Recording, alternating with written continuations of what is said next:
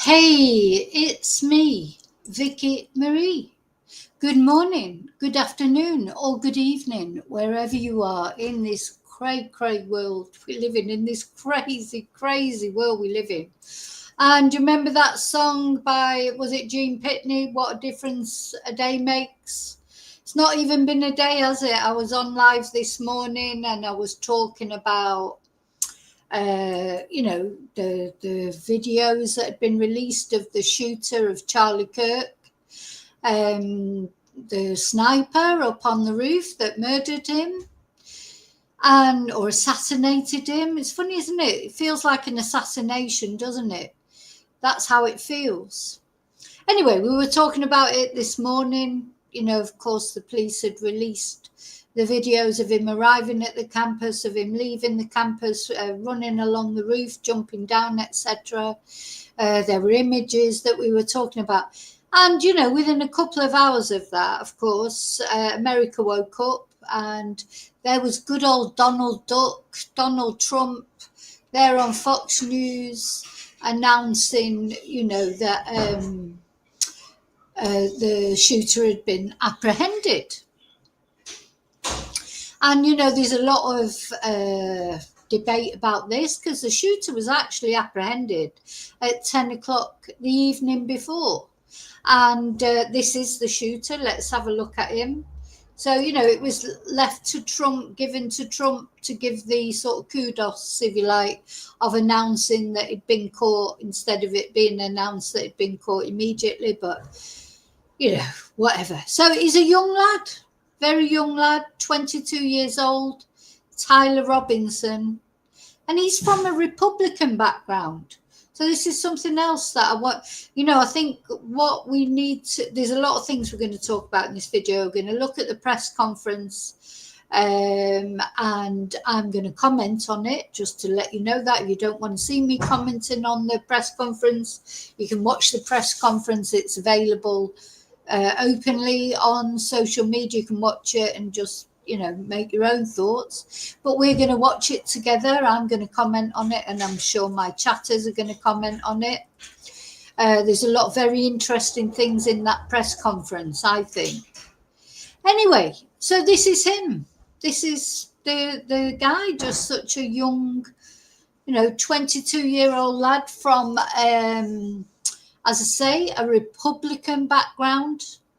Do the more I think about this, I think a lot of people, like on the right, if you like, I don't like these labels, but a lot of people on the right, they're so keen to sort of blame lefties for everything, the Democrats for everything. I think maybe they don't realise that there's actually a lot of people in the Republican Party that are not happy with extreme right-wing views. Now, I'm not saying Charlie Kirk had extreme right-wing views. He had his views. And most of Charlie's views, from what I can see, and I've watched a lot now of his, of the sort of debates that he's had with students, they come from the Bible. He's a very religious man. You can see that. And he quotes the scriptures to explain most of his opinions, which is fair enough. He's entitled to do that. And don't get me wrong, I'm incensed with what's happened to Charlie. It's terrible to shoot someone over their political beliefs, whoever they are. But what I'm trying to say is this is not some loony left person, or as they like to refer to people on the left. This is a guy from a Republican background. A lot of Republicans are not happy or were not happy, young people were not happy with Charlie's views. And I'm not saying that's an excuse to shoot him. Of course it isn't. But what I'm trying to say, it's not only the left. And when we come to the press conference, you'll see the governor of Utah, who I really like. Why can't he be the president? You know what? Donald Trump, he's got to go. Apart from the fact he's far too old. He's not condemning violence. He doesn't condemn violence when it's against Democrats. You know, when Nancy Pelosi and her husband were, when her husband was seriously ill after being attacked and everything, he just seemed to think it was quite funny. He's made jokes about Joe Biden having cancer and his senile dementia, possible senile dementia. But, he's not far off Joe Biden's age. Need some young people, younger people in charge in the White House. And Donald Trump, as long as Donald Trump is president, America's reputation is always going to be bad unless he changes his tack completely. That's my opinion. And I know there'll be lots of you out there maybe that are Donald Trump supporters. You could be a Republican and not be a Donald Trump supporter, What has he done to sort of calm things down? Absolutely nothing. And then listening to this governor talking in the press conference, he's saying the things that the president should be saying. He's saying the things the president should be saying, in my opinion, again. So don't forget, you can give your opinion as long as you're respectful to me and the other chatters, but you're entitled to your opinion. We're all in, but you have to understand everyone's entitled to their opinion on my channel. Okay, so he's from a Republican background, 22 years old. He had engraved fascist, anti-fascist words on the casings, on the ammunition that he was using. He really did not like Charlie Kirk. He thought he was a fascist, or his views were fascist. And, it's awful what he did, because the thing is, whatever you think of Charlie Kirk or not, what we have to remember, Charlie Kirk was murdered in front of his wife and his 2 children as well. I mean, that's disgusting, isn't it? To do that. But the other thing I want to put out some prayers for Charlie's family, of course. It would be just unbearable what they're going through. But also I want to say some words about the shooter's family, because of course it turns out that it was actually his own father who turned him in the end. And that would have been difficult, wouldn't it? Because at the end of the day, it is his son. But he did the right thing, and he turned him in, and he confessed to what he'd done, and that's the right thing to do. And maybe his father can't stand Charlie Kirk. Maybe he thinks he's got fascist views. It seems like in their household, they had discussed Charlie Kirk and his views. And, Charlie's, as I say, I've watched quite a lot of his debates now, and there are some things, and I think, oh yeah, this is what I mean. Life is not so clear as that's left and that's right. There are things that Charlie Kirk says that I'll listen to what he says, and I think, oh no, I agree with that. And then there's other things I think, ooh, that's not right, to generalize like that. Anyway, we're going to talk about that as we go along. The other thing I want to say is, thank God it wasn't an immigrant. Now all the over the last, literally, it's only been a few days, it feels like months. We've had that horrible murder of Irina on the train by an American. He may have had drug problems, he may have had mental health problems, but he's an American citizen. And now we've got this, and this is an American citizen that's done it. He probably comes from a sort of real suburban sort of, average middle class sort of family. He's not an immigrant. Stop blaming immigrants for everything. Immigrants do bad things. Some immigrants do. There's a percentage of everyone does bad things. It's like saying, you hear that an Irish person has, murdered someone, that all Irish people are murderers. Come on. Take people as they are. Not all immigrants are murderers. Some are. Of course they are. Now, and of course Irina, she was an immigrant herself. murdered by an American. So, we have to get these things in perspective. And most of this, and of course, the Colorado, the school shooting that happened on the same day, that's been practically forgotten, hasn't it? I need to look at that maybe tomorrow, because all the thing about Charlie Kirk, because Donald Trump likes to use it for his own purposes. Donald Trump uses anything he can for his own purposes. I personally don't think he cares that much about Charlie Kirk, really. It's all about what political capital he can make out of it. It's very scary, that. And in my opinion, Donald Trump needs to go. Get another Republican in, but get a decent one in. Do like the governor who speaks in this press conference, and we'll see that, and you'll see why. Because he's trying to calm the troubled waters, and listen out for the clues that he's not a big fan of Donald Trump either. You just, some of the things he says, he's supportive of Donald Trump, but I'm going to point them out as we go along. I thought, yeah, he's not as supportive as he says he is. Just because you're a Republican doesn't mean to say you have to think that Donald Trump is brilliant. But Donald Trump is the president, so he gets respect just for that. He's been voted in at the end of the day, and it sticks in the throat in a way, but that's what's happened. But of course, Donald Trump wasn't the same when Joe Biden was voted in, was he? It was like, everything's democracy when it's in his favour, but when it's not in his favour, it's not democracy anymore. It's fake election, isn't it? Fake election, fake news, fake everything. Donald Trump has damaged America so much. He really has. I'm sorry, but he has. And the one thing that I hoped that he would do when he became president, he kept saying, oh, there wouldn't be a war if it were, it wouldn't be wars if it wasn't for me. He hasn't managed to stop the war in Ukraine that he said he would stop within 2 or 3 days. The war in Palestine is still raging on. Nobody cares what he says. He's not as America is not as powerful as it used to be. And he's there saying, oh, yeah, there never would have been a war. And I was hoping that he would at least stop the war in Ukraine, even though, he's not a person whose political views I agree with. One thing I thought that he might do is, stop war. But he hasn't managed to do it, has he? So he hasn't what has he come through with? The only thing he's come through with is making immigrants' life a misery and blaming everything on them, treating them cruelly, and,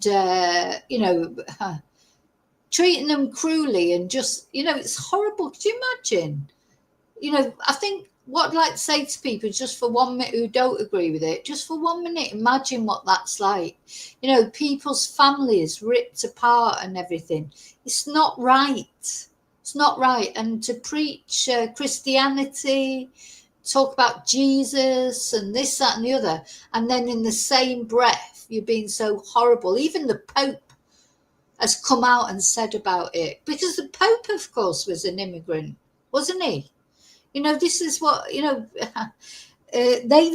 even come out and spoke against it. So if you really do believe in God and Jesus and all the scriptures and this, that, and the other, you should not agree with what's happening about immigration in America. Okay, sorry, that's me having a little rant. You may not agree with me, that's fine. Say it in comments. Just don't, call me names or say horrible things. Just put your opinions, that's fine. Okay, now I don't know where to start with this, because there's so much to talk about, isn't there? Because, I don't know why it seemed, he's 7 foot, over 7 foot tall, this lad. How did he not get noticed wandering around? You wouldn't notice a 7 foot tall lad.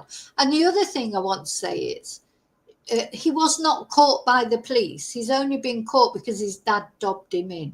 He's not been caught by the police or the FBI or whatever.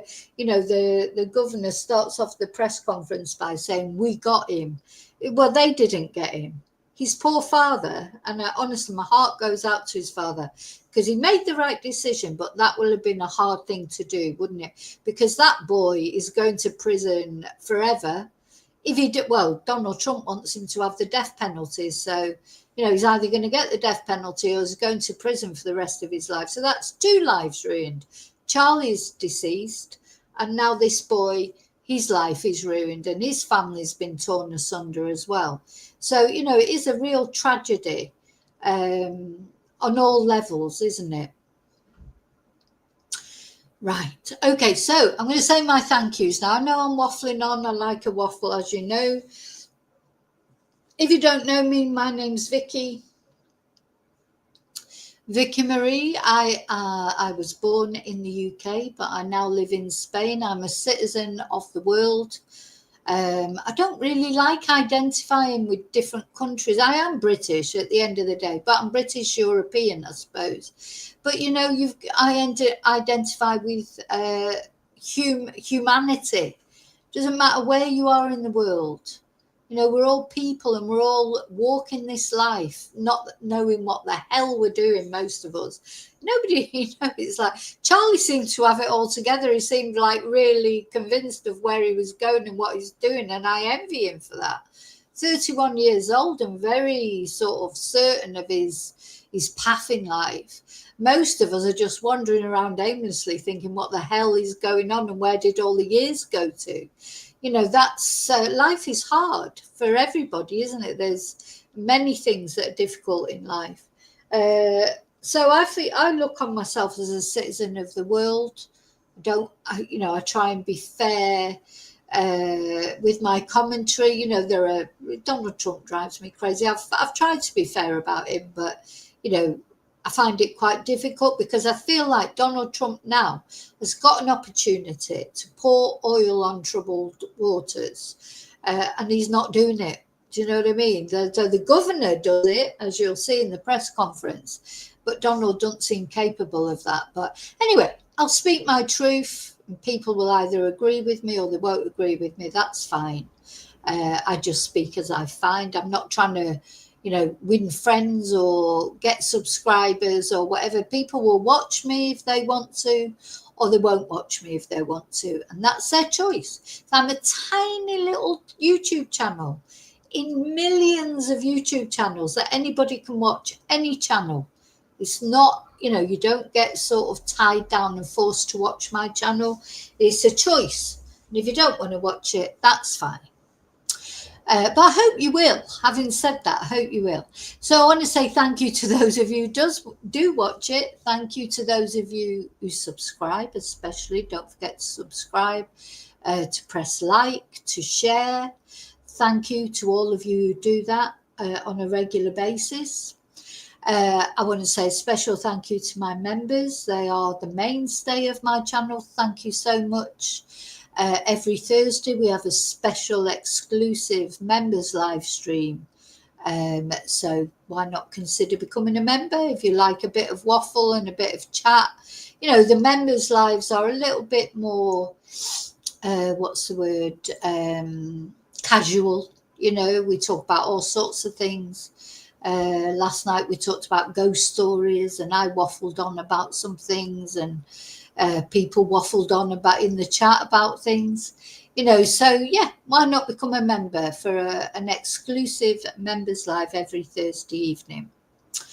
What else? Thank you to those of you who PayPal me or buy Ko-fis or send super stickers. Thank you so much. And now I'm going to say hello to my lovely lurkers, who are the people that like to watch but don't like to join in the chat. Hi to my loathsome lurkers, who are like the people who say they don't like me but they still keep on watching. Hi. I'm going to say hello to Replay Crew. Thank you for watching on replay. And now I'm going to go into the chat and say hello to the people who are brave enough to venture into the chat. So let me take this banner off. There's a lot of chat in there. Let's have a look.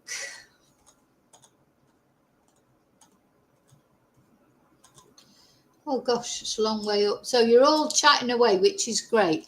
Hi Annie. My toe is not good. I mean, you know, I'm alive, Annie. I'm alive. Hi Tracy. Hi David.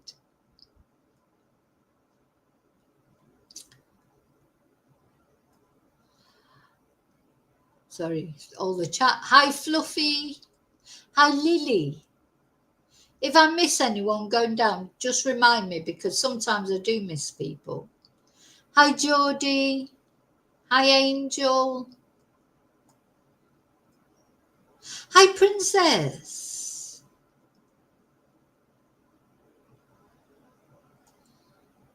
Yeah, actually, it's important what you say, because you know, in this morning's live, some people said, "Oh, it's this media influencer, weren't they?" And so, you know, just shows you cannot jump the gun. You know, you cannot just presume that somebody's guilty. This is the problem. This is a problem of social media. You know, people will say, "Oh, yeah, it's such and such," or, you know, wait for official confirmation.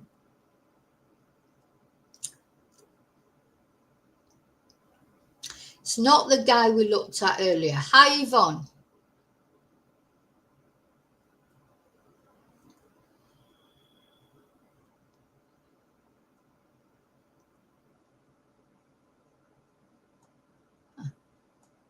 Sorry, I feel, oh, I'm going dizzy going down all this chat. God, you have been chatting a lot.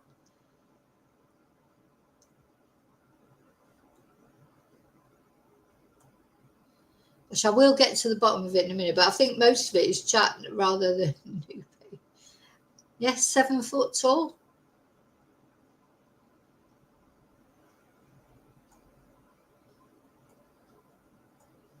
People like the waffle, I know. People like the waffle. Hi, Jim. Hi, Jim. Hello, Jim.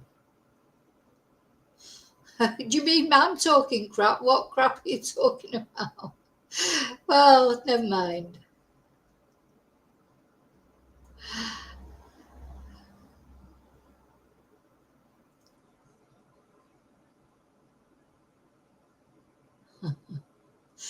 Ah, Jim, he disappears and then he reappears.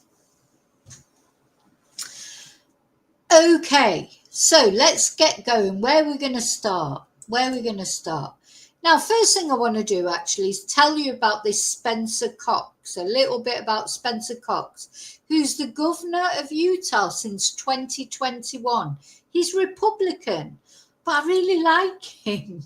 He's like, I mean, you know, it's not that I don't like Republicans or whatever. I don't have an opinion. You know, to me, I take people, I don't care what their political persuasion is.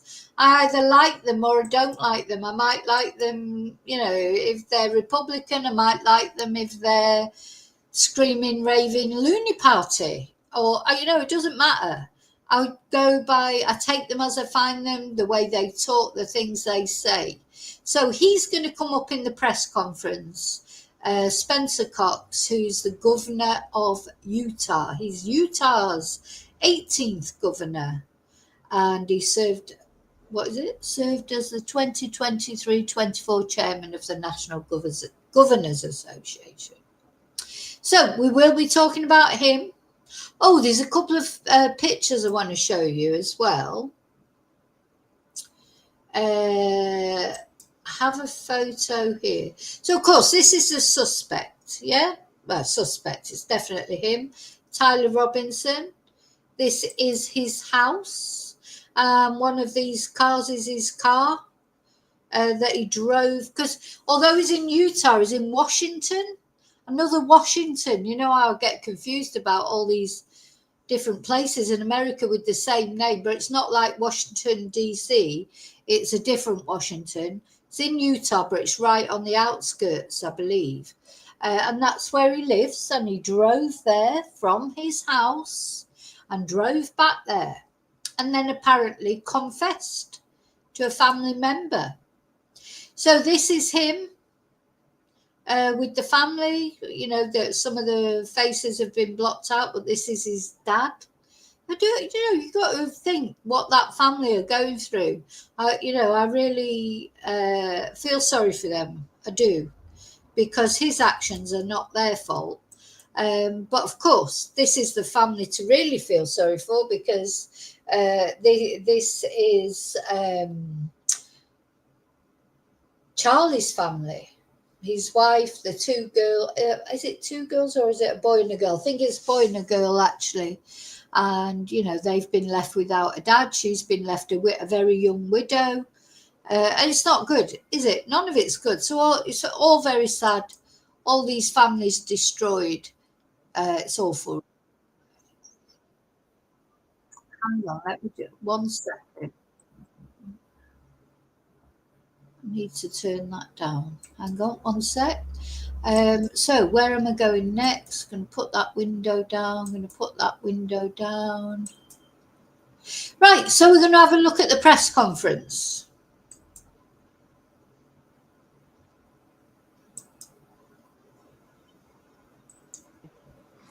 Lieutenant Governor Deidre Henderson, FBI Special Agent in Charge Robert Bowles, and local and federal law enforcement partners. Following the remarks today, Governor Cox, Director Patel, and Commissioner Mason will take questions. Thank you.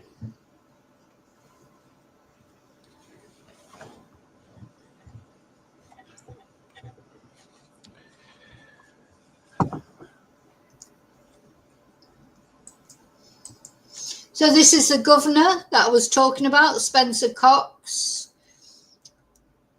I wish he was president instead of Donald Trump, that's for sure, because he's a Republican, but he just seems to be such a much nicer person. But anyway, that's what America needs. And do you know what? Donald Trump is too old. Biden was too old. America deserves younger politicians. Okay, they're not going to be 21 or whatever, but in their 50s, 60s, even 70s, early 70s, and not late 70s like Trump.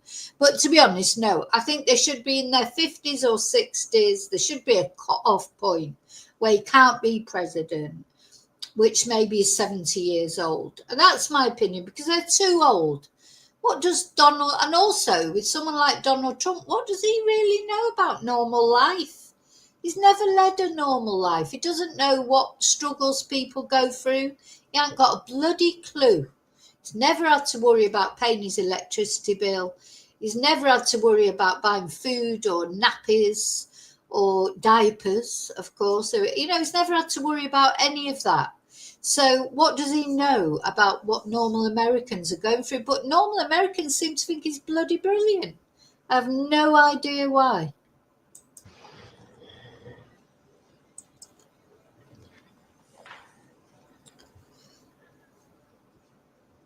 Good morning, ladies and gentlemen. We got him. On the evening of September 11th, a family member of Tyler Robinson reached out to a family friend who contacted the Washington County Sheriff's Office with information that Robinson had confessed to them or implied that he had committed the incident. This information was relayed to the Utah County Sheriff's Office and scene investigators at Utah Valley University. This information was also conveyed to the FBI. Investigators reviewed additional... Now, what do you think will happen to the reward money? Do you think that his dad will get this reward money? I can't see that happening. Can you? Who will get the reward money? People, they did not catch this guy. The reason the guy's been caught is because the family dobbed him in. Now, so what's going to happen to the reward money, I wonder? Video footage from UVU surveillance and identified Robinson arriving on UVU campus in a gray Dodge Challenger at approximately 8:29 a.m. on September 10th, in which he is observed on video in a plain maroon t-shirt, light-colored shorts, a black hat with a white logo, and light-colored shoes. When encountered in person by investigators in Washington County on September 12th in the early morning hours, Robinson was observed in consistent clothing with those surveillance images. Investigators interviewed a family member of Robinson who stated that Robinson had become more political in recent years. The family member referenced a recent incident in which Robinson came to dinner prior to September 10th, and in the conversation with another family member, Robinson mentioned Charlie Kirk was coming to UVU. They talked about why they didn't like him and the viewpoints that he had. The family member... Now, it's important to remember that a lot of people, young people, older people, didn't like Charlie Kirk and his views. You know, that's part and parcel of being. I mean, to be fair, Charlie Kirk wasn't a politician. You know, he actually wasn't a politician. He hadn't been elected to any office or whatever. He was a young conservative, if you like, who set up the Turning Point organisation. But he wasn't a politician. That maybe in the future he would have gone into politics. But this current time, when he was unfortunately shot, he is not a politician at all. So, you know, but he's well known, or he was well known in America. I mean, I didn't know anything about him, to be perfectly honest. But that's probably because I'm not right wing. But, you know, maybe if I was more right wing, but it'd be like, do you think people in America know about Tommy Robinson, or who's a left wing equivalent to Tommy Robinson? Have we even got one? I don't know if there is one. I can't think of a left wing equivalent to Tommy Robinson. Have we got left wing activists in the UK? I'm sure somebody who's living in the UK might know. You know, and I don't know if there's an equivalent to Charlie on the left wing in America. Is there anybody similar to him who goes around debating or whatever? I don't think there is. I don't know. Anyway, I'd never heard of him, to be perfectly honest. I've never heard of him. He's big on social media. He's big in religious circles. He's big with the youth. Not only the conservative movement, but the left-wing movement, because, you know, his views were contentious. But he always said what he thought. You know, his views, he was honest in his thoughts. And everyone has their right to express their views.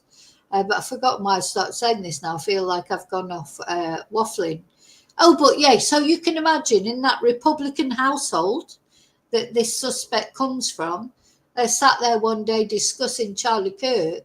And just because they're Republicans doesn't mean to say that they may disagree with his extreme, to them, extreme views. So I think we have to remember that, you know, we can't just keep, it's the loony left that have done it. This boy is from a Republican background, not a loony left background. Also stated Kirk was full of hate and spreading hate. The family member also confirmed Robinson had a gray Dodge Challenger. Investigators identified an individual as the roommate of Robinson. Investigators interviewed that roommate, who stated that his roommate, referring to Robinson, made a joke on Discord. Investigators asked if he would show them the messages on Discord. He opened it and showed several messages to investigators and allowed investigators to take photos of the screen as each message was shown by Robinson's roommate. These photos consisted of various messages, including content of messages between the phone contact named Tyler with an emoji icon and Robinson's roommate's device. The content of these messages included messages affiliated with the contact Tyler, stating a need to retrieve a rifle from a drop point, leaving the rifle in a bush, messages. Now, you know, the police have said they're not looking for anyone else in connect, but am I reading this right or listening to this right? That on Discord, good old Discord, he was actually talking about rifles and things, and his roommate didn't feel that he had to go to the police. You know, I'm just thinking if our Discord, you know, I have a Discord for my channel, don't I? And, you know, you all go on there and have a chat, the people that are part of the Discord.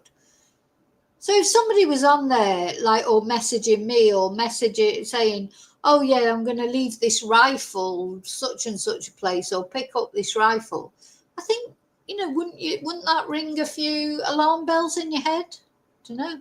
Yeah, or am I reading this wrong? This is how it feels to me, that he's saying that they were discussing a rifle. Related to visually watching the area where a rifle was left, and a message referring to having left the rifle wrapped in a towel. The messages also refer to engraving bullets and a mention of a scope and the rifle being unique. Messages from the contact Tyler also mentioned that he had changed outfits. So I know there's been knew. speculation as well as to the writing. But did somebody know what was going on? Or maybe his friend or his roommate or whoever it was. Maybe they just didn't take it seriously. But it sounds to me from what he's saying, he was talking to someone about it. On those casings, those bullet casings, and I believe we have that as well. And I will share that with you now. So the area north of Campus Drive Road where the suspect crossed over, you saw some of that in the video that we released last night, consists of a grassy area with trees on the edge of the UVU campus. Investigators discovered a bolt-action rifle wrapped in a dark-colored towel. The rifle was determined to be a Mauser Model 98 30-06 caliber bolt-action rifle. The rifle had a scope mounted on top of it. Investigators noted inscriptions that had been engraved on casings. Now that's strange as well, because he just left the rifle wrapped in a towel. Is it because he was worried he might get stopped in his car and have the rifle in the car? I mean, surely he could have found a better place to leave it. 'Cause he had a car, he had transport. Could he not have driven to, I'm not giving him giving suggestions, but you just think, well, wouldn't you drive to a lake or something and chuck it in a lake? Would you just leave it in a towel in a wooded area for the police to find? Just struck me as a bit strange, that. Found with the rifle.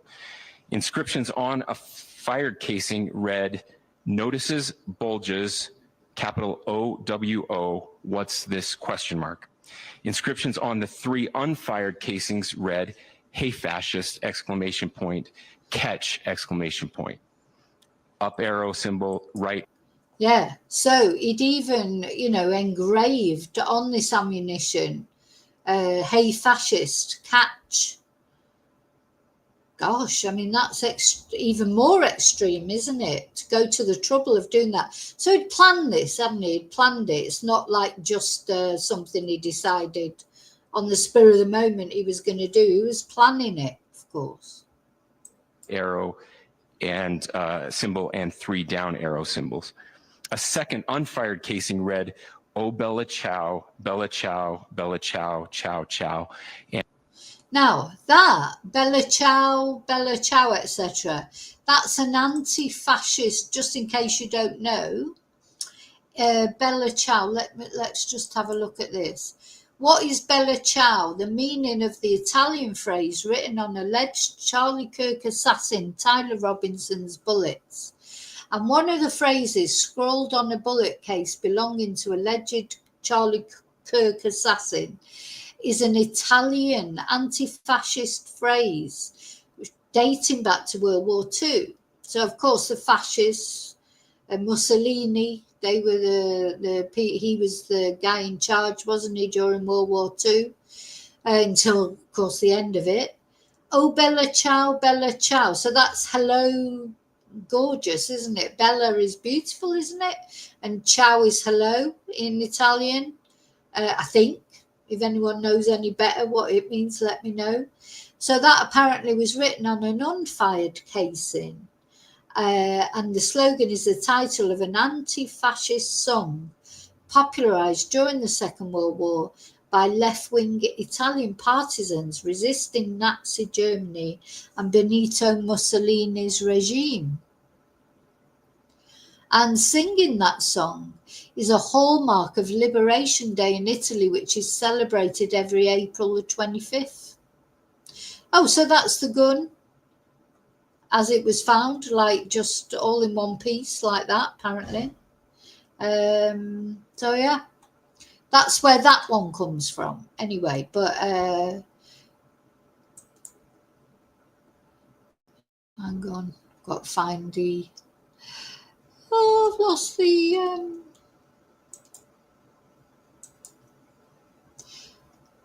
What have I done with the interview? Ah, there it is.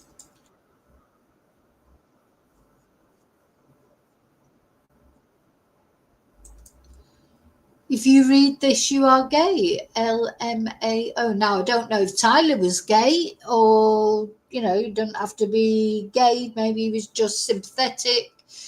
to, you know, diversity. Definitely Charlie Kirk was anti all that. You know, it was all an aberration in the eyes of the law, in the eyes of God, wasn't it, to be homosexual or LGBT and all that. And he was very down on trans people, and that definitely was. Basically, the more I look at Charlie's debates, everything he bases on scripture in the Bible, but he twists it in a way, you know, like women are subordinate. They are subordinate. There's two ways about it. Or not subordinate, but women are the wives and the mothers. You know, that I've watched an interview. He was being interviewed, and sort of sounded quite good in a way, because he was going, women shouldn't have to pay for anything. But, you know, it's like, and the people that were interviewing him were saying, well, maybe not the first date or the second date, but what about third, fourth date? And they say, oh, no, let me pay for this. And he's like, no. You know, because he'd want to be in control. But, you know, the trouble is paying for everything sounds great, but it's a form of control, isn't it, over women? You know, so he did have these very traditional views. Which is fine if people want to do it. I think I've said in other videos, if people want to live a traditional life like that, be a trad wife, as they call it now, that's perfectly fine. But if somebody doesn't and they want to pursue a career, and, you know, then they should be allowed to do that as well. So, you know, freedom of choice, that's the American way, isn't it? Freedom. So you should be free to be a trad wife if you want to, or to be a career woman if you don't. If you want to, you shouldn't have to be, you know, the housewife if that's not what you want. Another thing that was quite ironic, because of course there's a lot made of the American Constitution, isn't it?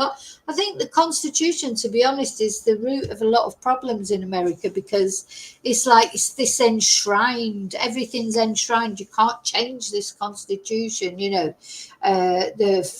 Free speech, of course, very important. And then the right to bear arms. Yep, that's very important. But, you know, there are ways of controlling, you know, we're talking, because another part of the Constitution, of course, is the right to life. So, you know, anti-abortionists will use that as, you know, as a reason to ban abortion. But, you know, people have a right to live. And the Second Amendment affects that, because of all these people wandering around with guns, and they've got the freedom to wander around with guns. And unfortunately, not everybody is responsible enough to have guns. People are killing people, you know, like this that has happened to Charlie. So, you know, there needs to be some debate about it, and they just won't do it. You know, it's too resistant about it. You know, again, black and white. You know, life is not black and white. That's one thing you realise as you get older. I think when you're young, you think, oh, yeah, you know, this is this and that's that. And, you know, and as you get older, you realise that actually nothing is clear cut. You know, it just isn't. Life is difficult, and there's a lot of choices to make all the time. Sometimes you make the right choices, sometimes you make the wrong choices. But everything should be open to debate, I think. Anyway, you know, that surely debate. I wish debate was in the bloody Constitution, and then they would do it, wouldn't they? Oh, God, I've lost it again. Oh, sharing. I'm not sharing it, am I? There you go. We are indebted to law enforcement across the state who's worked seamlessly together, local law enforcement, state law enforcement, and our federal partners with the Federal Bureau of Investigation. We're grateful for everyone who worked together in such a short amount of time to find this person and to bring justice.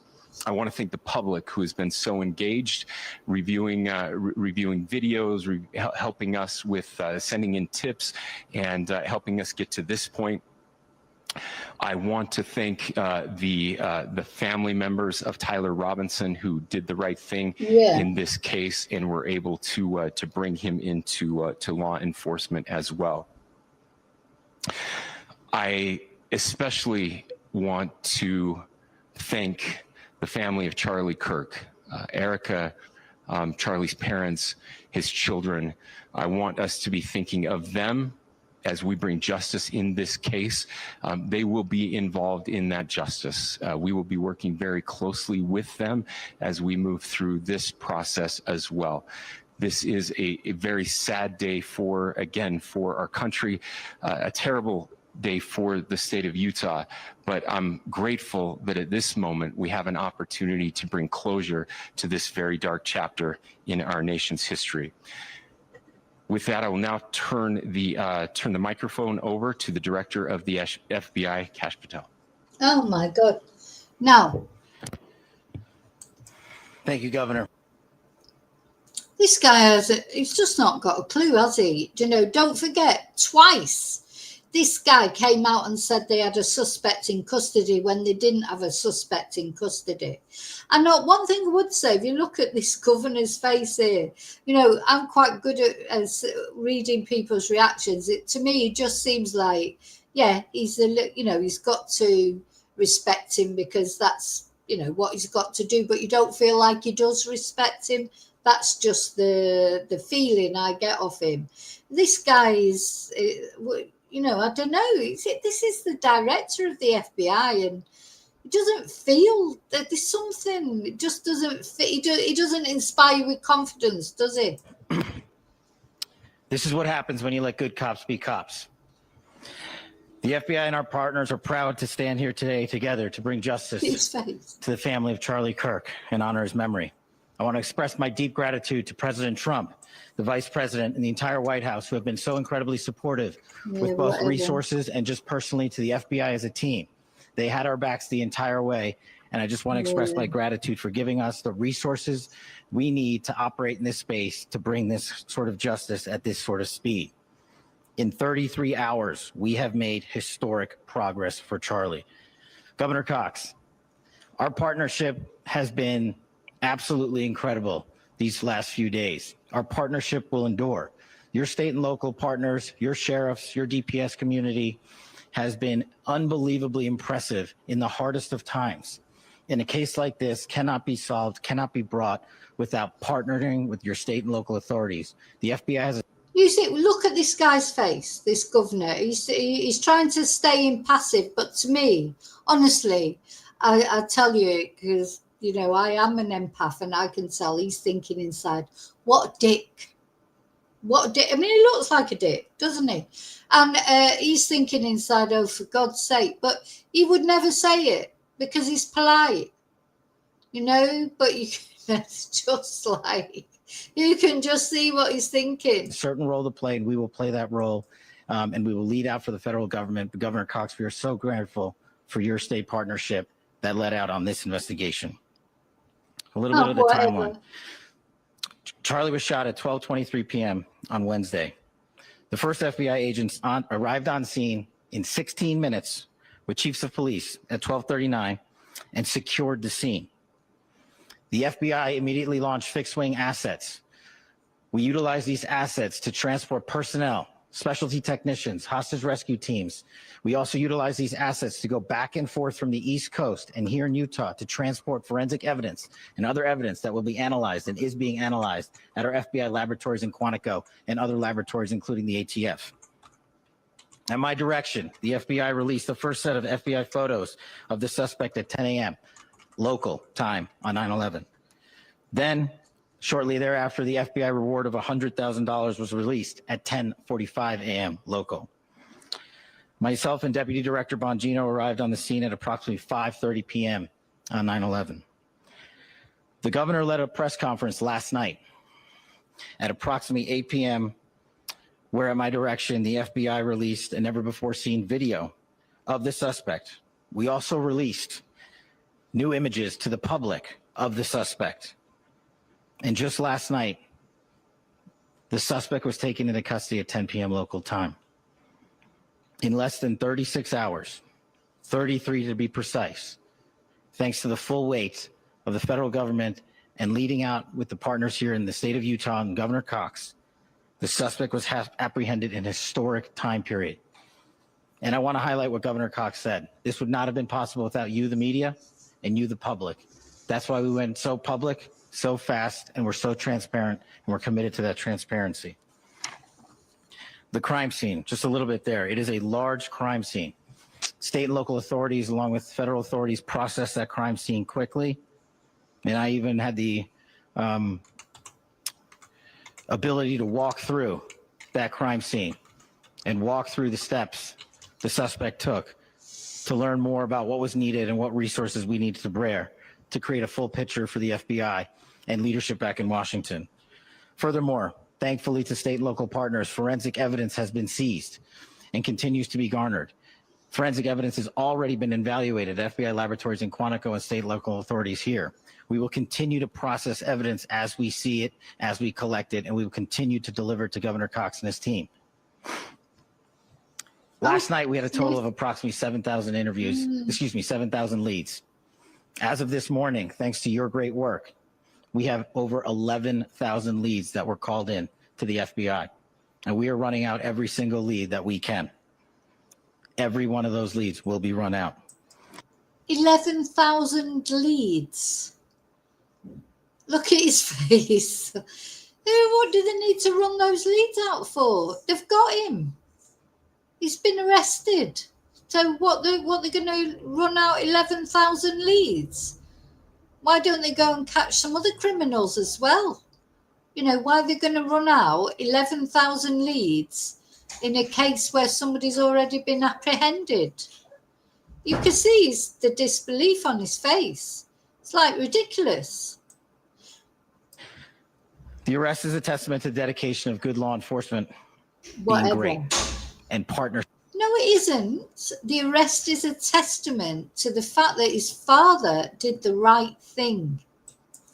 In law enforcement, which I've tried to highlight as my tenure as the director of the FBI. There is no better relationship for law enforcement than the FBI to partner with state and local authorities, and you've seen it here in these last few days. The FBI Salt Lake field office, along with our offices in LA, Phoenix, Denver, San Antonio, Las Vegas, Pittsburgh, Buffalo, our headquarters component in Quantico, all participate in the FBI. I want to express my deep gratitude to the employees of the FBI, the men and women, the evidence response team tacticians, the special operators. That's the first thing that is said that I think, you should look at the way he's looking at him as well. I mean, is it my imagination or this guy looks like he's as high as a kite as well? There's just something not right about this guy, is there? Look, he's giving him the side eye. He just looks like he wishes he was somewhere else. He looks like he wishes he was someone else. Nobody's looking at him with any respect, are they? The agents, the support staff, you have done monumental work in historic time when the public, who had a right to demand such an expeditious solving of an investigation, the FBI answered that call diligently, critically important to our nation, and we delivered. And I'm proud to be their leader, and I'm proud to be the director of the FBI. Yeah, you should be proud, because how you're the director of the FBI, I have no idea. I tell you, America, you know, if you're watching and you're American, whether you're Republican, Democrat, or whatever you are, this guy should not be the leader of the FBI. You know, he's not putting out a good face to the world. If you want a good reputation.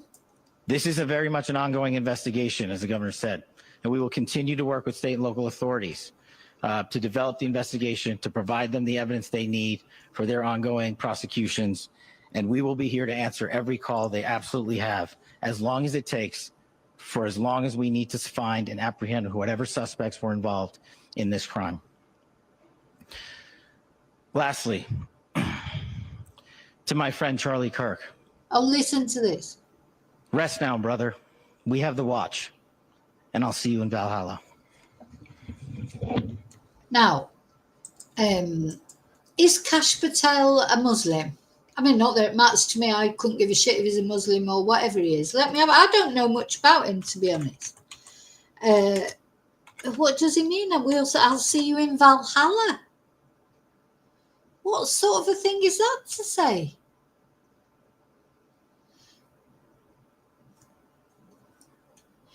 So let's have a little look. So he was born February the 25th, 1960.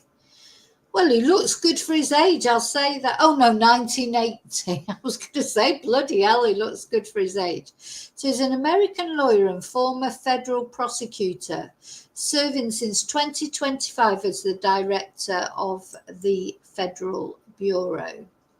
He studied criminal justice. This is Wikipedia. He studied criminal justice and history at the University of Richmond and graduated and began working as a public defender. Blah, de, blah, de, blah, de, blah. So he was with, so he began, says he worked in the counter-terrorism division in 2014. There's a lot of, I'm not going to read the whole thing out.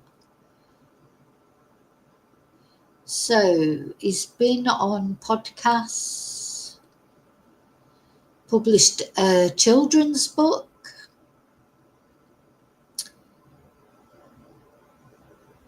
He was questioned by the FBI about his involvement in Trump's records. He founded the Cash Foundation, a charity to help participants in the January the 6th Capitol attack, which Donald Trump, did nothing to subdue, did he? He has promoted several conspiracy theories about the deep state, false claims of fraud in the 2020 presidential election, QAnon, COVID-19 vaccines, and the January the 6th Capitol attack. So where's his experience with the FBI then?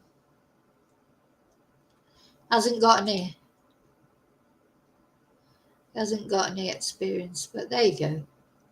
This is Trump's world. We're all just living in it. He's like,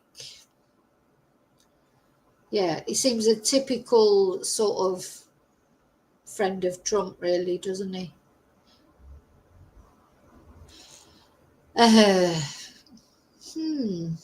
Yeah, I can't see where he got the experience from to become director of the FBI.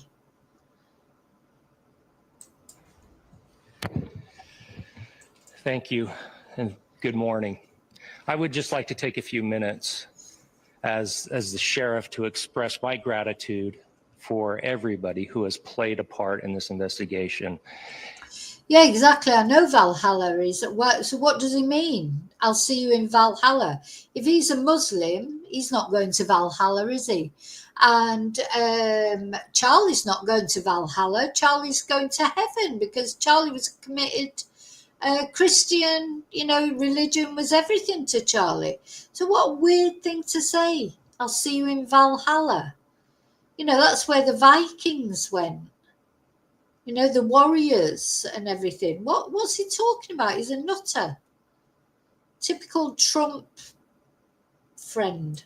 As you know, it's been a complicated, and a very, very fast-paced investigation. You're looking at people standing up here who are running on, if they got an hour's sleep in the last couple of days, they're probably lucky. It has been very taxing.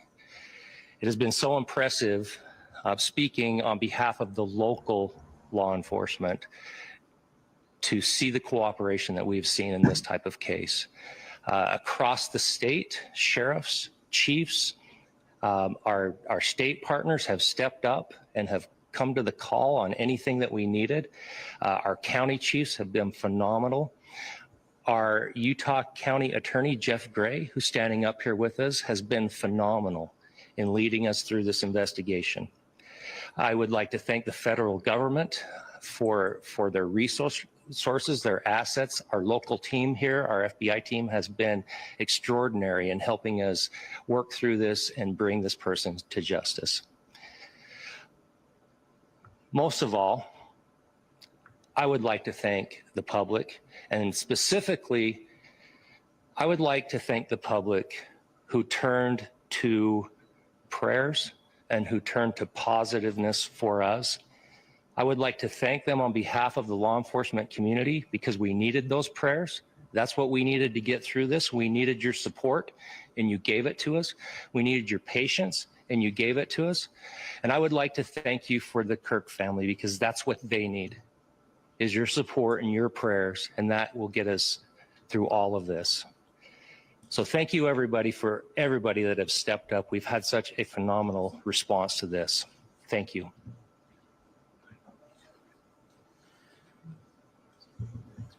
I also want to give a special thanks to the Attorney General and the Department of Justice. Their unwavering support and their commitment to justice is shown true here.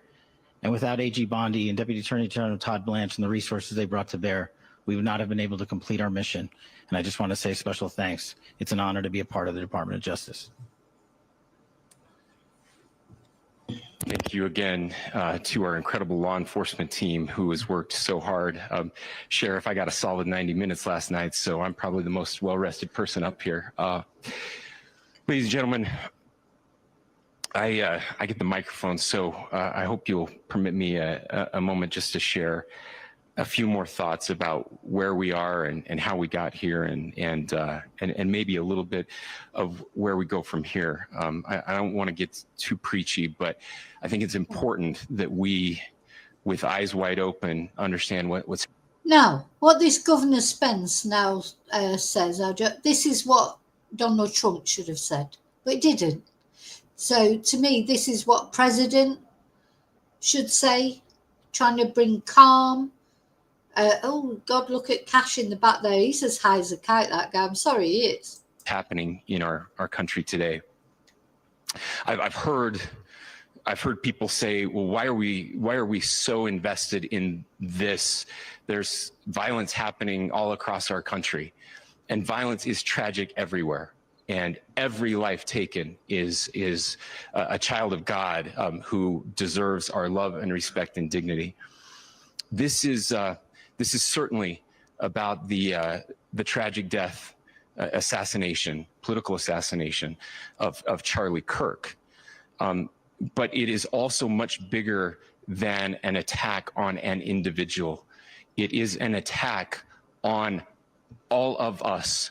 It is an attack on the American experiment. It is an attack on our ideals.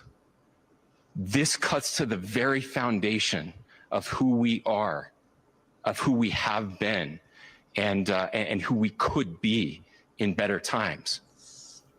Political violence is different than any other type of violence for lots of different reasons. One, because in the very act that Charlie championed of expression, that freedom of expression that is enshrined in our founding documents, in having his life taken in that very act, makes it more difficult for people to feel like they can share their ideas, that they can speak freely.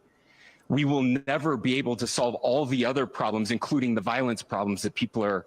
Everyone's terrified of saying what they think now because somebody might shoot them or stab them, or, you know, it would have been once like you would have a debate about things. I've had so many heated debates over the years, you know, when I was at university and studying politics and that. We were always debating about things and they were heated in the set, but it never came to a point where you think someone was going to stab you or shoot you or anything like that. They were debates. Now it's like you're frightened to open your mouth because people just jump down your throat. Are worried about if we can't have a clash of ideas safely and securely, even especially those ideas with which you disagree. That's why this matters so much. Over the last 48 hours, I have been as angry as I have ever been, as sad as I have ever been. And it was, as anger pushed me to the brink, it was actually Charlie's words that pulled me back. I'd like to share some of those, and specifically right now, if I could. Now, before we look at what he's going to say, I just want to read out to you what the president of the free world had to say. Okay, let's hear what the contrast between what I wish he was bloody president. The contrast between what this guy is about to say and what President Trump had to say. So President Trump, the glorious president, he said, so President Donald Trump on Thursday voiced concern for the country in the wake of the killing of conservative activist Charlie Kirk and said he wanted his supporters to respond with non-violence.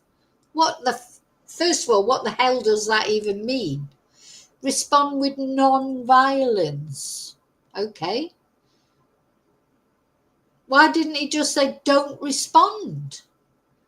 Don't respond. You know, it's a debate. Let's try and cool the flames. Respond with non-violence, whatever that means. And then he was asked if he's worried for his own safety in the wake of Wednesday's fatal shooting of Kirk as he left the White House for New York on Thursday afternoon. And he said, not really. I'm really concerned for our country. We have a great country. We have a radical left group of lunatics out there, just absolute lunatics. And we're going to get that problem solved. I'm only concerned for the country. So how is that not inciting? By saying we have a radical left group of lunatics out there.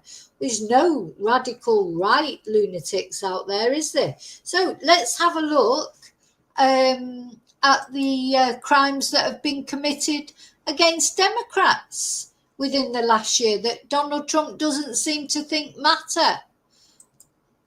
So on June the 14th, a masked gunman, police say was disguised as a police officer, allegedly shot 2 Minnesota state legislators and their spouses in their homes. Democratic State Representative Melissa Hortman and her husband, Mark, were killed along with their dog, and State Senator John Hoffman, a Democrat, and his wife Yvette were shot and wounded. So they weren't loony lefties doing that. Investigators arrested and charged Vance Luther Burter with the shootings and alleged he had a hit list with dozens of other targets, including other Democratic lawmakers, abortion providers, and pro-choice activists. He's been charged with state and federal crimes, including murder and animal cruelty. And good that they're charging him for the dog as well, because quite often, if people kill animals, it doesn't get recognised. And he has pleaded not guilty. So, following the Minnesota shooting, Trump called the incident absolutely terrible. However, he slammed Governor Tim Walz, a Democrat, and did not call him. He said, I think he's a terrible governor. I think he's a grossly incompetent person. Because, of course, Tim Walz ran for vice president with Kamala Harris in the election, didn't he? I may call him. I may call other people too, he said. Do you? He's a horrible man. Anyway, so that's Tim Walz. So Trump continued to lambast the governor to the press. Why would I call him? I could call and say, hi, how you doing? The guy doesn't have a clue. He's a mess. I could be nice and call, but why waste time? Is that how the president of the United States should speak? Where's the gravitas? Where's the importance of his position? Don't slag people off. So apparently he did call Walz following the August 22nd shooting at a Catholic church in Minneapolis, where 2 children were killed and 21 others were wounded. Anyway, on April the 13th, the Pennsylvania governor's mansion was set on fire while Governor Josh Shapiro and his family were celebrating Passover.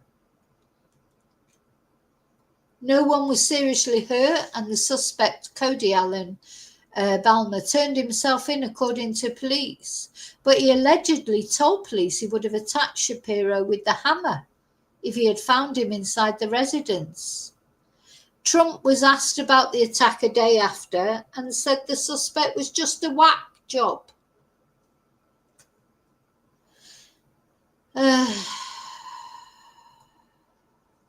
I don't know. So, and then the Nancy Pelosi thing. He made fun of Nancy Pelosi and her husband. All the right wing did when they were attacked inside their residence. You know, this is, you know, I just want to point it out. This is not true. What Trump has said, that these are loony lefties or something. We have a radical left group of lunatics out there. It's not only radical left lunatics. You've got a massive mental health issue. There's drugs. There's all those things. And all you're bothered about is deporting immigrants, Mr. Trump, and fanning the flames. So America needs a new president who's a bit more like this guy, you know, who's asking for calm, asking for unity. Look at Cash. He's like, he's high as a kite, this guy. He really is. Look at his eyes.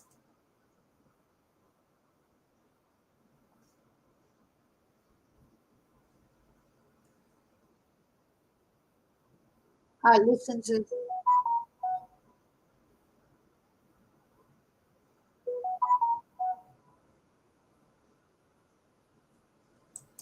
So, you know, I feel like that's sort of like a way of being nice about Trump in one way. Oh, you know, President Trump said to me, young people love Charlie. But now he's reminding us that a lot of young people hated Charlie. And I tell you, I know that from, you know, I didn't know anything about Charlie. But young people did. My son knew about him. He hasn't got the best reputation with all young people. Some young people loved him. Some young people thought he was a nasty piece of work. You know, that's how it is. And then notice how this guy got that in there. I feel like it's a little veiled criticism of Trump.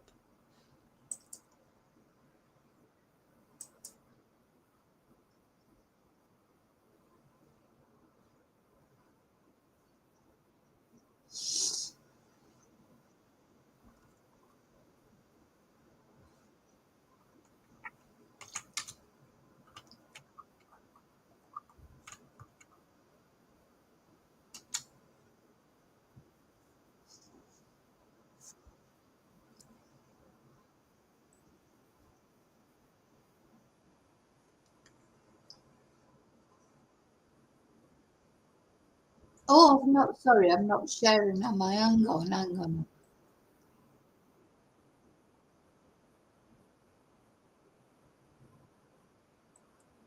Hang on. I wasn't sharing, just for a change. Like, just watch while you're listening to this guy. Just watch Kash Patel's face. It looks like he's going to pass out.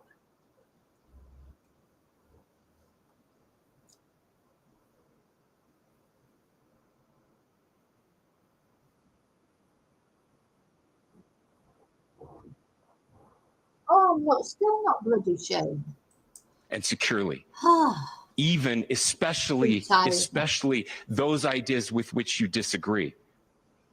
That's why this matters so much. Over the last 48 hours, I have been as angry as I have ever been, as sad as I have ever been. And it was, as anger pushed me to the brink, it was actually Charlie's words that pulled me back. I'd like to share some of those.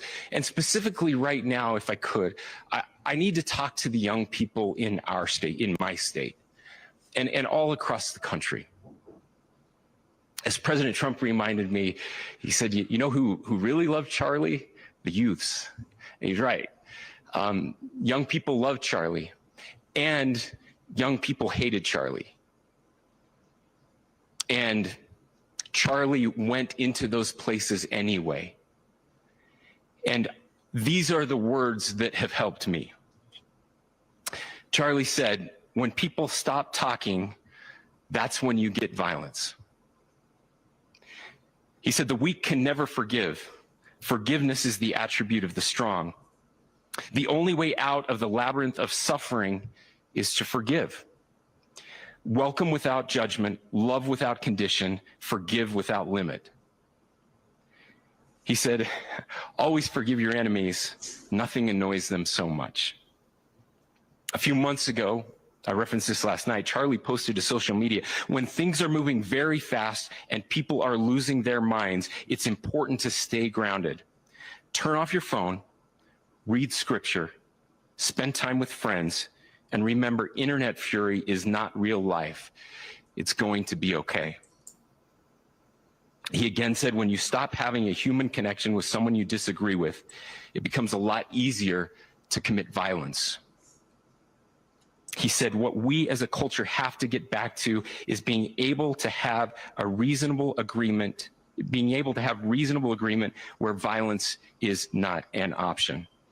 Now, again, to my young friends out there, you are inheriting a country where politics feels like rage. It feels like rage is the only option. But through those words, we have a reminder that we can choose a different path. Your generation has an opportunity to build a culture that is very different than what we are suffering through right now. Not by pretending differences don't matter, but by embracing our differences and having those hard conversations. I think we need more moral clarity right now. I hear all the time that words are violence. Words are not violence. Violence is violence. And there is one person responsible for what happened here. And that person is now in custody and will be charged soon and will be held accountable. And yet all of us have an opportunity right now to do something different. I want to thank my fellow Utans. You know, this bad stuff happens. For 33 hours, I was praying that if this had to happen here, that it wouldn't be one of us, that somebody drove from another state, somebody came from another country. Sadly, that prayer was not answered the way I had hoped for, just because I thought it would make it easier on us if we could just say, hey, we don't do that here. And indeed, Utah is a special place. We lead the nation in charitable giving. We lead the nation in service every year. But it did happen here. And it was one of us. But I want you to look at how Utahns reacted the last 2 nights. Is he falling asleep, this guy? He looked a couple of times like his eyes are closing and he's falling asleep. There was no rioting. There was no looting. There were no cars set on fire. There's no violence. There were vigils and prayers and people coming together to share the humanity. And that, ladies and gentlemen, I believe is the answer to this. We can return violence with violence. We can return hate with hate. And that's the problem with political violence, is it metastasizes, because we can always point the finger at the other side. And at some point, we have to find an off-ramp, or it's going to get much, much worse. But see, these are choices that we can make. History will dictate if this is a turning point for our country. But every single one of us gets to choose right now if this is a turning point for us. We get to make decisions. We have our agency. And I desperately call on every American, Republican, Democrat, liberal, progressive, conservative, MAGA, all of us to please, please, please follow what Charlie taught me. I'll just conclude with with words I share often from a friend and author, Yuval Levin, who was asked if he was optimistic about our country, and he said, "I'm not optimistic." He said, "I hate optimism." Like, that sounds bad. But he said, optimism is a vice. It's this idea that good things are just going to happen. And he said, in the history of the world, good things have never just happened. He says, I'm not optimistic, but I am hopeful. And hope is the virtue that sits between the vices of optimism and pessimism. Hope is the idea that good things are going to happen because we can make them so. I still believe in our country. And I know Charlie Kirk believed in our country. I still believe that there is more good among us than evil. And I still believe that we can change the course of history. I'm hopeful because Americans can make it so. Ladies and gentlemen, we're happy to answer any questions you might have. Now, there were questions after that, but to be honest, you can never hear the questions, can you? Well, for just about 2 days, he was undeniably the most wanted man in. You can never hear the questions, can you? Though, of course, you can hear the answers, but it doesn't see the answer. They don't seem to have played on that. But yeah, I'm not impressed with Cash or whatever his name is. I'm not impressed with him at all. I mean, he may have been tired, you know, but he looked like, I feel tired now. Do I look stoned now? Probably. I'm definitely not stoned. But yeah, maybe he was tired and, you know, I don't know. But no, I'm not impressed with him. I don't feel like he inspires any confidence. I don't feel like should be in the position that he's in. But anyway, he is. And there you go. That's the reality we've got to deal with. So I think where America is now, it'd be interesting to see what happens. I think they've got to get rid of Trump. That's the first thing they've got to do. Get somebody decent in as president. I don't care if they're Republican. I don't care if they're Democrat or what they are. They just need to be better than Donald Trump and more, you know, try and calm things down. He started a lot of this aggression. If it wasn't for Donald Trump, Charlie probably would never have been shot. He started a lot of this. Trump started it, you know, with the insurrection, not condemning the insurrection. He's pardoned all those people that went and sort of attacked the White House and that. You know, he is a terrible president. As you know, Americans, he came in, he said he was going to do this, that, and the other. He's done none of it, except just, you know, used immigrants as scapegoats for all the other things that he's not doing. You know, the economy's not getting better. Nothing's getting better in America. Nothing. What's getting better? Oh, yeah, he's, you know, and then he released that social media post saying nothing smells better than getting rid of immigrants in the morning or some. So it was like a skit on Apocalypse Now. You know, that's the president that you've got there in America at the moment. If you're American, you're watching this and you're a Trump supporter, I'm sorry, but your country will never get the recognition that it deserves as long as Trump is the president. And, you know, I'll be happy to see what is Trump doing that is positive. Nothing. What is he doing to stop the violence? What is he doing for the average American on the street or whatever? How do you feel better? Do you feel like you've got more money in your pocket since he's come into power? Do you feel like life's got better? No, it's not. So it's not got better. Anyway. Yeah, remember him saying, David, oh, yeah, if I get into power, you know, the war in Ukraine, it'll be over in 2 days or whatever, didn't he? That's all the thing. It's rubbish. He's in Netanyahu's pocket as well. You know, he's run by, you know, Netanyahu is a monster. He's a bigger monster than Putin is.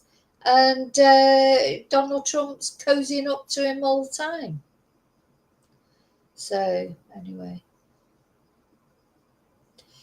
You know, he hasn't come through with anything that he said he would do, except being horrible. You see, the immigrants, they're easy prey, aren't they? They're easy prey. It's easy to whip people up against immigrants. We see that in Britain as well. Blame everything on the immigrants. It's all the immigrants' fault. It's not the immigrants' fault. If the immigrants weren't there, you'd still be living in a shit country because, you know, you look up at what's going on, all these lords and dames and this Lord Mandelson now. How did Peter Mandelson become a lord? He was always a dodgy character. I'm old enough to remember that. I was surprised when he was made ambassador to the US. Well, he's got a good relationship with Donald Trump because his mates through Epstein, you know, and now, of course, that's all coming out. It's all going to go pear-shaped sooner or later. You know, and all the, you know, in America, they're like, oh, you know, protect our children. And in the UK, protect our children. But it's not only the immigrants you have to protect the children from. You know, it's the lords and the people. Peter Mandelson's he's never been a good person. He's a good politician. He's a very good politician, but he is not a nice person. And there's always been rumours around him. I remember that when I was in my 20s years ago. Peter Mandelson, when he was like Tony Blair's advisor and that, there was always rumours swirling around him. They called him the Prince of Darkness, didn't they? He was the Lord of Darkness then. Now he's a genuine Lord. And off he went, you know, given this prestigious job. And you know, at the end of the day, he's still in the government. He's just been taken, that title's been taken off him. I mean, Keir Starmer, you know, that was a terrible error of judgment, making Peter Mandelson, bringing him back into government. It's a terrible error of judgment. I don't know if I can forgive him for that. I just don't understand why he did it. He can't be that thick, can he, that he didn't know? I mean, he's been in politics for long enough. Though, to be fair, he hasn't been in politics that long because he was director of public prosecutions, wasn't he? But come on, he knows about Peter Mandelson. Anyone who remembers back, who's old enough, would know about Peter Mandelson. There were vile rumours circulating about him. You know, that he was a PDF, that he was this, that and the other. And there were rumours, but, you know, now that we know about him and Epstein, and they're saying that he was his best friend and all that, it makes you think, is there more going on there? I mean, I don't know if Epstein was bisexual or not. There's Peter, of course, is gay, he's married to a man, which is fine. You know, just because someone's gay doesn't mean they're a bad person, but he is a bad person. You know, just because someone's gay don't mean they're a good person either. You know, he's always been a bad person, or there's always been rumours about him being a bad person. But he is a very good politician. Very good. The real Machiavellian politician. He can get things done. He's a fixer. You know, and he will have, you know, Keir Starmer will miss him with the relationship with Trump, but hopefully won't have to have a relationship with Trump for too long. Can't they get rid of him? I know, exactly. Yeah, it was terrible what he's done. Terrible to make Peter but I remember sort of hearing about it thinking, oh God, Peter Mandelson. You know, what and how, yeah, well, everyone's a lord nowadays, Fluffy. You notice it, if I'm watching Sky, go on, today's guest is Lord such and such, and I think, what? Another lord? Or Dame such and such. They're all lords or dames. You know, just need to abolish all that shit. It's like, it's grace and favour. That's how they back. Look what they did with David Cameron. You know, just brought him back, made him a lord because he wasn't an elected MP. Charlie Boy just phoned him up and said, "Hi, David, you're a lord." So because he was a lord, then he could be made Secretary of State. That was under Rishi Sunak, wasn't it? Just so corrupt, all of it. So now David Cameron, for the rest of his life, he will be a lord. What has he done to become a lord? He ruined Britain. Didn't he? He had the Brexit referendum, and then as soon as that was over, he just buggered off, left us to all the turmoil that happened after Brexit. You know, with this sort of, you know, Theresa May and bloody nutcase, what's her name, Liz Truss, and I lose track of him, Rishi Sunak. You know, it was one prime minister after another because of Lord Cameron, but he's still a lord. You know, Britain's foundering and people can't afford to put food on the table or pay their bills, but David Cameron will always be a lord for the rest of his life. God, nearly everyone's a lord or a lady or you know, just what I just watched the, you know, the interviews with people, and it's always Lord this and Peer. You just think, what? How did that happen? And Lord Mandelson is a prime example. How's he become a lord? What did he do? He was actually sort of discredited, and now he's a lord. Come on. Anyway, that's, oh, and don't forget, and my pet bugbear, of course, is we've got this Russian lord. We've got Lord Lebedev, you know, who Boris Johnson made a lord because he's a mate of his, gave him a load of money. This Russian millionaire wanted to be a lord. And how can somebody please tell me, honest God, I just feel like I really am in the Twilight Zone when I talk about Lord Lebedev. This is the British House of Lords. Even if you don't, you know, if you agree with the House of Lords as a principle, which I don't, but okay, but it's the British House of Lords, and you've got a Russian who's a lord because he bought his title from Boris Johnson, and nobody's up in arms about that. Why aren't people protesting about that instead of protesting about immigrants? You know, protest about what's going on above you. You know, the corruption in British society, which will always remain as long as you've got a royal family, because that's where it starts. It's, you know, the royal. I've got, I'm going off on it. I'm not going to go into that. I'm supposed to be talking about this. I'm not going to go into that. You just think Charlie Boy and Shamilla, you know, they're the root of everything that's wrong with Britain. And one day people will realise it. Because, of course, Charlie Boy, he's got associations with Epstein as well. You know, they all loved Epstein, the royal family, didn't they? They loved him. You know, started with Prince Andrew, introduced him to everybody. And that was it. He was everybody's mate. You know, don't forget, and Jimmy Savile, all those people. You know, it's rotten at the top. That's the problem with Britain. It's rotten at the top, and as long as it's rotten at the top, it'll be rotten all the way through, because it's the top that starts at the top, trickles down to everybody else. Anyway, I know I'm waffling.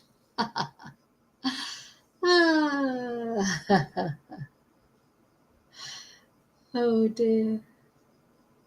You know, there's something about politics, isn't there? In something about politics and the royal family. It's like, don't matter what you do wrong, you just come back in another guise. You know, they've tried to bring Andrew back, haven't they, a million times? They keep trying to bring him back, and but they, you know, they can't. But they keep trying to. You know, if that was you or I, and we'd been sort of associated with something like that, same with Mandelson or anybody else, keep getting sacked. You wouldn't be able to come back, would you? But that's what they do. There'd be more later. They keep it. When they say, oh, such and such has resigned, they're still there in the House of Commons or the House of Lords or whatever. They've resigned from that position, but they're still there. They're still picking up their wages, or like in the House of Lords, they get paid for each day they attend, don't they? And they get their expenses and this, that, and the other. And some people, like Alan Sugar.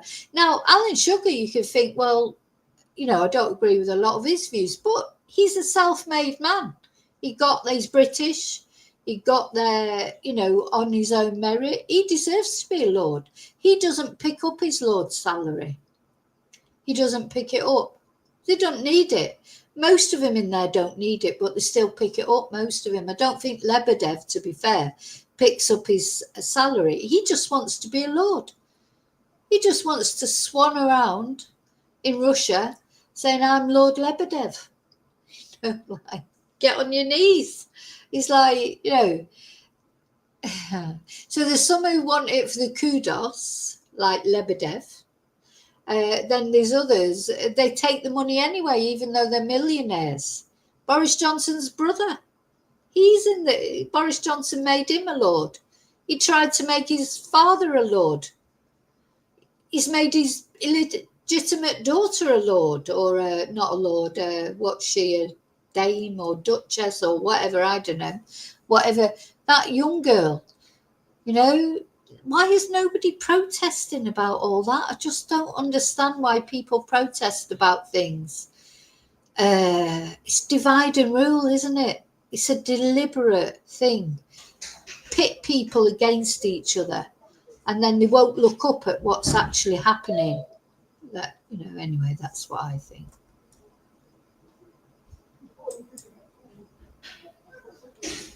Yeah, Michelle Moan, David. She's a lady. She's a lady. She's been made a lady as well. So, you know, all these people that are, you know, bad people, they're, you know, having a great time. And then, you know, the immigrants, I'm sorry, most immigrants, probably 90% of them are good people. You will get some that are bad, of course. That's how life is, and they get blamed for everything. They get blamed for being put in hotels, but they didn't put themselves in a hotel. They didn't get off the boat and say, oh, where's the hotel? You know, the government, the Tory government, put them in hotels. They shouldn't be in hotels. You know, there must be another way of housing them. But anyway, what I'm trying to say is it wasn't the immigrants who put themselves in hotels. They didn't have a choice, did they? You know, they didn't choose it. You know, they didn't sort of come to Britain and say, all right, I want to go in this hotel. They were just put in there, you know, by the government, by the Tory government. Anyway. So, I don't know how I ended up talking about all that when we were talking about Charlie Kirk and the shooter, but I'm going now. So I'll see you soon, very soon in the next video. And until then, as always, night, night. And may your God, as always, go with you. Bye. Oh, don't forget to like and subscribe. Bye.